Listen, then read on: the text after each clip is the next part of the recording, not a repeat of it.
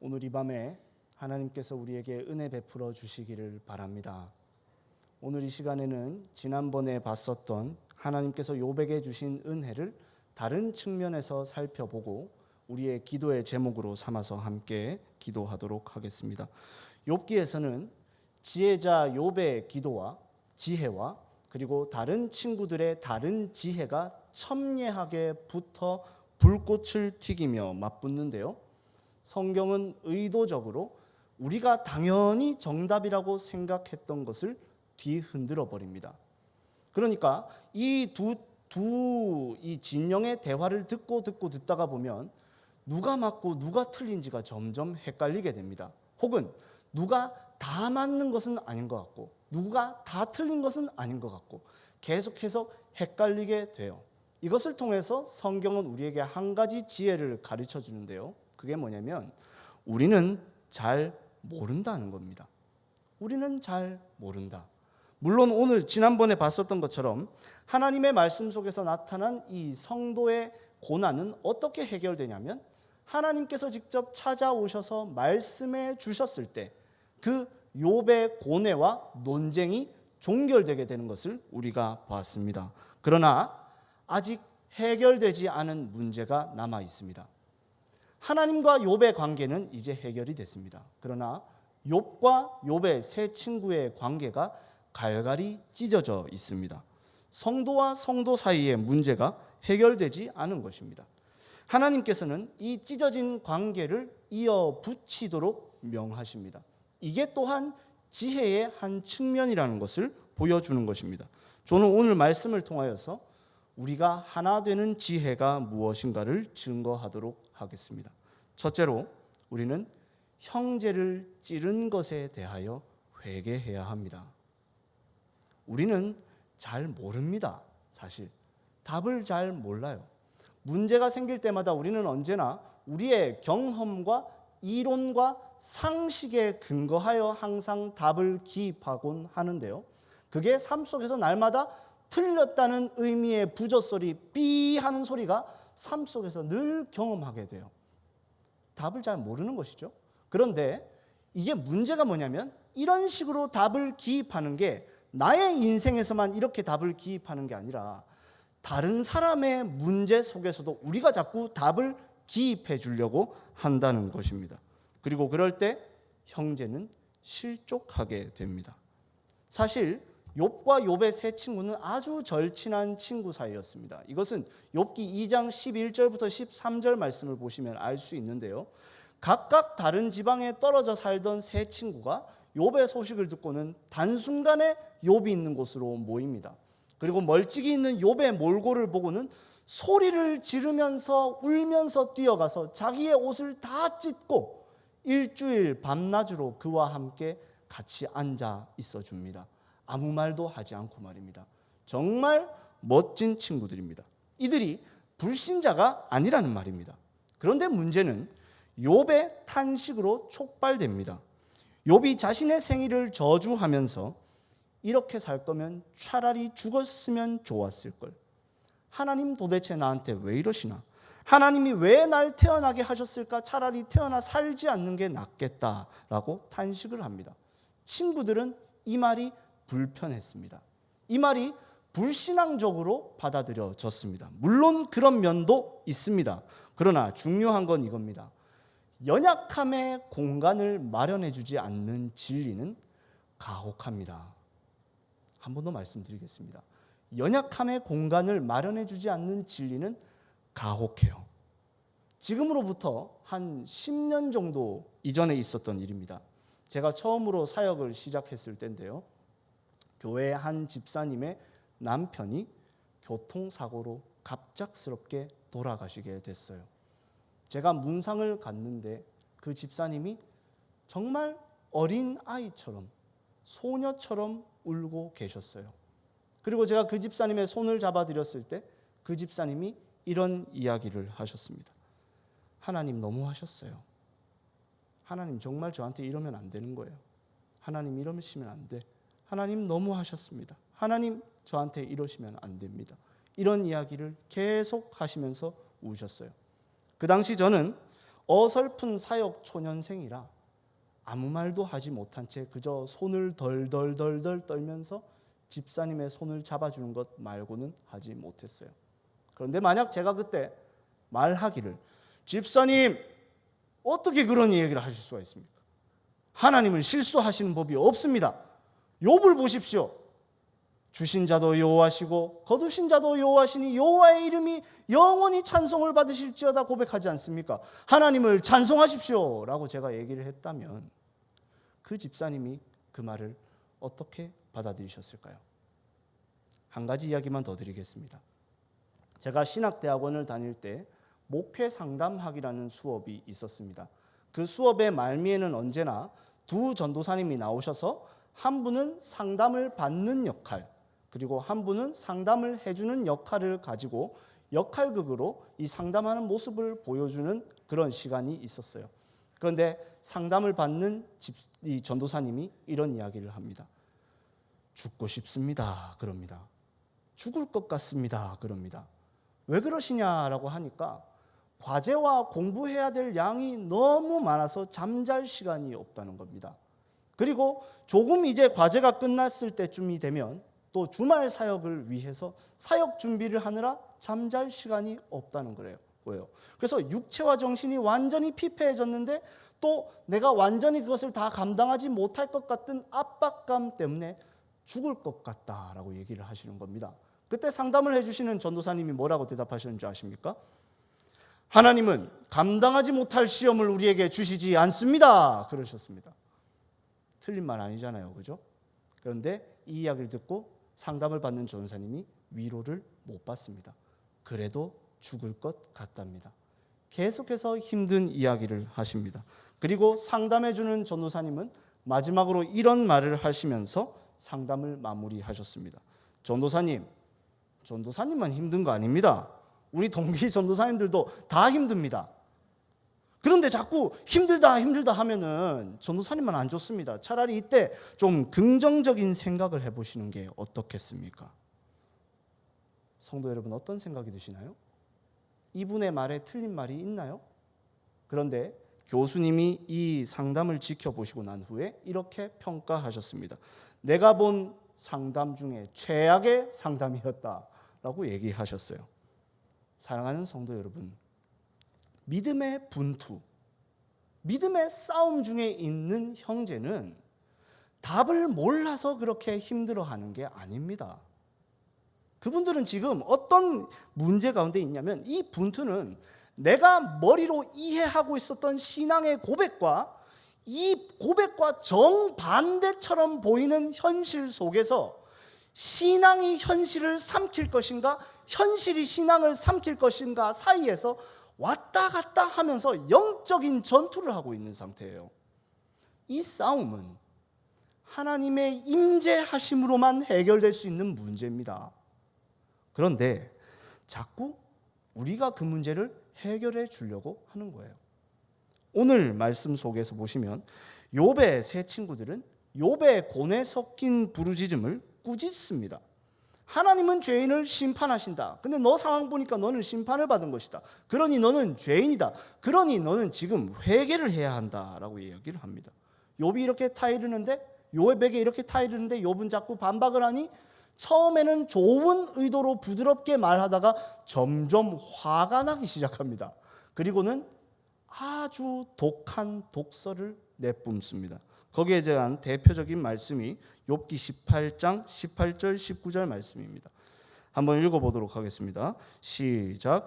그는 광명으로부터 흑암으로 쫓겨 들어가며 세상에서 쫓겨날 것이며 그는 그의 백성 가운데 후손도 없고 후회도 없을 것이며 그가 거하던 곳에는 남은 자가 한 사람도 없을 것이라. 심판을 받았으니 욥은 악인이 되고 악인이 회개하지 않으면 이렇게 망하게 될 것이라고 저주를 내뿜습니다. 너무 길어가지고 다 언급할 수도 없이 이런 말이 아주 많습니다. 그렇게 바로 잡아주려고 했었던 선한 의도가 형제를 찌르는 비수가 됩니다. 하나님은 이것을 아주 심각한 죄로 보셨습니다. 오늘 본문 7절을 보시면 너와 너의 두 친구에게 노한다라고 하나님이 말씀하세요. 이 말씀을 히브리 원어적으로 표현을 하면 호흡이 거칠어지며 얼굴이 빨갛게 되셨다는 겁니다. 엄청 화가 나셨다는 겁니다. 그리고는 번제물을 위해서 수소 7마리와 순양 7마리를 번제로 드려라라고 얘기를 해요. 여러분, 율법을 보시면 이 제사장이나 이스라엘 전체 회중이 죄를 지었을 때 수소 1마리를 속죄제로 드립니다. 그러는 것으로 봤을 때 지금 수소 7마리와 순양 7마리를 번제로 드리라는 것은 이들의 죄가 얼마나 심각한 것이었는지를 보여주는 것입니다. 하나님께서 왜 이렇게 화가 나셨을까요? 너희 때문에 내 사랑하는 자녀를 잃어버릴 뻔했다는 겁니다. 고작 너희들이 욥보다 좀 더 나은 자라는 것을 증명하려고 하다가 천하보다 귀한 한 영혼을 잃어버릴 뻔했다라는 것입니다. 예수님이 계시던 당시 바리새인들이 그러했습니다. 그들은 모세의 자리에 앉아서 율법으로 모든 사람들의 삶과 신앙을 판단했습니다. 모든 어려움과 환난은 율법을 어겼기 때문에 주어지는 심판이 됩니다. 죄인과 세리, 매춘부는 사죄의 기회도 없이 그냥 저주를 받아도 싼 사람들, 저주를 받은 사람들, 개와 같은 자들로 여겨집니다. 그러나 예수님은 죄인과 세리의 친구가 되어주셨습니다. 예수님께서는 마태복음 23장 13절에서 바리새인들을 향해서 이렇게 분노하면서 말씀하셨습니다. 한번 띄워주시겠습니까? 함께 읽도록 하겠습니다. 시작. 화 있을진저 외식하는 서기관과 바리새인들이여, 너희는 천국 문을 사람들 앞에서 닫고 너희도 들어가지 않고 들어가려 하는 자도 들어가지 못하게 하는도다. 예수님이 화가 나신 건 이겁니다. 들어가기 싫으면 너희들만 들어가지 마라. 왜 너희들 들어가지 않으면서 다른 나의 사랑하는 사람들까지 못 들어가게 만드냐. 예수님이 이렇게 이야기하신 것입니다. 사랑하는 성도 여러분, 우리는 모두 다 상처 입은 위로자로 부르심을 받았습니다. 우리는 연약한 자들과 함께 울며 아파하며 기도하며 위로하여 그들을 기다려줄 수 있어야 합니다. 로마서 12장 15절 말씀을 보시겠습니다. 즐거워하는 자들과 함께 즐거워하고 우는 자들과 함께 울라, 이렇게 말합니다. 그리고 바로 다음 절에는 어떻게 말하냐면 높은 데 마음을 두지 말고 도리어 낮은 데 처하며 스스로 지혜 있는 채 하지 말라라고 말합니다. 저는 이 말씀을 보면서 저에게 꼭 이렇게 말씀하시는 것 같았습니다. 너 잘 모르잖아. 너 그 성도의 고통과 아픔에 대해 잘 모르잖아. 아는 척 좀 하지 마라. 그냥 기도해주고 함께 아파해주고 기다려 주어라. 하나님은 이게 지혜라고 말씀하십니다. 나도 잘 모른다는 것을 인정하는 것. 내가 시험 가운데 있는 저 형제 자매보다 결코 더 의로운 것이 아니었다는 것을 아는 것. 그리고 여전히 저 형제 자매는 하나님의 자녀라는 것. 그리고 저 형제를 향한 하나님의 사랑을 믿는 것. 이게 바로 하늘의 지혜라고 말씀해 주십니다. 우리의 어리석음으로 형제를 찔렀던 모습들이 있다면 회개함으로 거두어 드리고 연약한 자들의 위로자요 친구가 되어주시는 저와 여러분들이 되시기를 바랍니다. 둘째로, 우리를 찔렀던 형제를 용서하는 기도를 올려야 합니다. 이 욥의 두 번째 기도가 나타나는 대목은 아주 중요합니다. 이 기도를 하고 난 후에 욥의 시험은 완전히 끝이 나버립니다. 10절을 한번 보시겠습니다. 10절 함께 읽도록 하겠습니다. 시작. 욥이 그의 친구들을 위하여 기도할 때 여호와께서 욥의 공경을 돌이키시고 여호와께서 욥에게 이전 모든 소유보다 갑절이나 주신지라. 아멘. 욥이 친구들을 위해서 기도할 때 여호와께서 욥의 공경을 돌이키시고 갑절의 은혜를 주셨습니다. 이것을 단순히 부자가 되게 해주셨다, 다 잘되게 해주셨다라는 식으로 볼 수만은 없습니다. 이게 뭐냐면 시험을 통해서 욥에게서 이루시기를 원하셨던 하나님의 목적이 이 순간 완전히 완료가 됐다는 겁니다. 용서의 기도를 올려드릴 때 시험이 완전히 완료가 된 거예요. 형제를 용서하는 것까지가 시험이었던 것이죠. 왜 그럴까요? 아주 어려운 것임과 동시에 우리의 신앙의 본질을 보여주는 고백이기 때문에 그렇습니다. 용서는 가장 위대한 성도의 행함입니다. 특별히 이 문제는 믿음의 공동체 안에서 일어나는 갈등입니다. 차라리 하나님을 모르는 사람들이 말한다면, 비난하고 모욕한다면 이해할 수 있어요. 그들이 잘 모르니까. 그리고 아무리 그들이 비난한다 할지라도 하나님의 사랑을 끊을 수는 없기에 그들의 비난은 참아주고 이해해 줄 수 있습니다. 그러나 믿음의 형제 자매들이 하는 그 비난은 너무 아픕니다. 왜냐하면 안다고 하는 자들이 하는 말이기 때문에. 그리고 무엇보다 그들의 비난에는 언제나 하나님의 이름이 앞장 세워지기 때문입니다. 하나님이 너를 버린 것이다. 하나님은 너를 더 이상 사랑하지 않는 거야.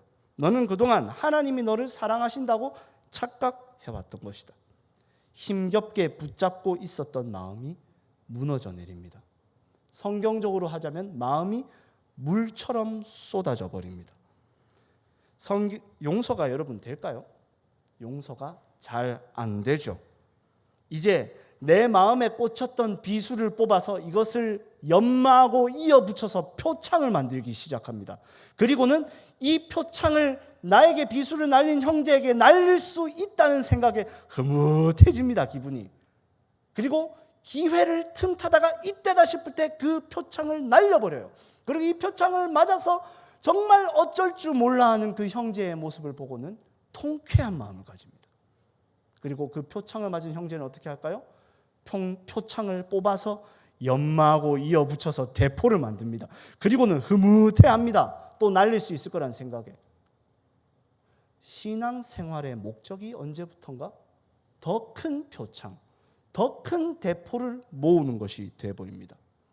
갈라디아서 5장 15절 말씀처럼 서로 물고 먹는, 서로 공멸하는 소용돌이에 빠지게 되는 것입니다. 이런 신앙생활은 예수님이 계실 당시도 있었던 것으로 보입니다. 예수님은 마태복음 5장 43절 44절에서 이렇게 말씀하십니다. 우리 함께 읽도록 하겠습니다. 시작. 또 내 이웃을 사랑하고 내 원수를 미워하라 하였다는 것을 너희가 들었으나 나는 너희에게 이르노니 너희 원수를 사랑하며 너희를 박해하는 자를 위하여 기도하라. 아멘. 율법에 너의 이웃을 사랑하고 너의 원수는 미워하라는 말씀이 있을까요? 없습니다. 율법에는 너의 이웃을 사랑하라는 말씀만 있어요. 그런데 악한 죄인들이 이 말씀을 자신의 악한 마음을 따라 해석하는 것이죠. 어떻게 해석하냐면 이런 거예요. 하나님은 이웃을 사랑하라 하셨지, 그렇다면 이웃이 아닌 자는 사랑하지 않아도 된다는 말이지, 원수는 미워해도 된다는 말이지, 우리 옆집의 김 집사는 원수다. 이웃이 아니라 원수다. 사랑해야 할 이웃을 미워할 수 있는 정당한 성경적 근거를 보유하게 되는 것입니다. 그러나 예수님은 원수를 사랑하고 그를 위해 기도해 주라 하십니다. 이럴 때 예수님이 좀 얄밉죠. 어찌 이래 어려운 말을 이렇게 쉽게 얘기하시나? 어찌 이렇게 나에게 어려운 말을 이렇게 꼬박 한 줄로 말씀하시나? 어떻게 하면 좋을까요? 이마에 참을 인 새겨 넣어가면서 꾹 참으면 될까요? 아니면 착한 사람이 되어 착한 마음을 늘 불러일으키면 될까요? 안 됩니다. 예수님을 바라보셔야 됩니다. 예수님의 십자가를 바라보셔야 해요. 욥기의 말씀은 까닭 없이 고난받는 의인, 그리고 또한 억울하게 비난받는 의인을 자세하게 그려주고 있죠. 이것은 예수 그리스도께서 십자가 위에서 당하실 일과 행하실 일을 미리 보여주는 그림자요 예표입니다. 예수님께서는 실제로 죄가 없을 뿐 아니라 그렇게 이스라엘 백성들을 섬기고 사랑하여 주셨는데 인간이 당할 수 있는 가장 극심한 고통과 저주를 십자가 위에서 받으셨습니다. 예수님이 왜 십자가에 못 박히셔야 했는지 아는 사람이 아무도 없었습니다. 이것은 하늘의 지혜였습니다. 그런데 땅에 있는 사람들은 마치 욥의 세 친구들처럼 그 이유를 아는 양 이야기를 합니다. 네가 정말 하나님의 아들이라면 내려와 봐라. 너 하나님 아들 아니잖아. 그래서 너 못 내려오는 거잖아. 너 다른 사람은 구원하더만 너 자신은 구원을 못하네. 너는 가짜다. 너는 거짓 선지자다. 예수님은 이러한 이야기를 들으실 때 자신의 육체를 번제물 삼으시고 원수를 위하여 박해하는 자들을 위하여 기도해 주셨습니다. 아버지 저들을 사하여 주옵소서. 자기들이 하는 것을 알지 못함이니이다.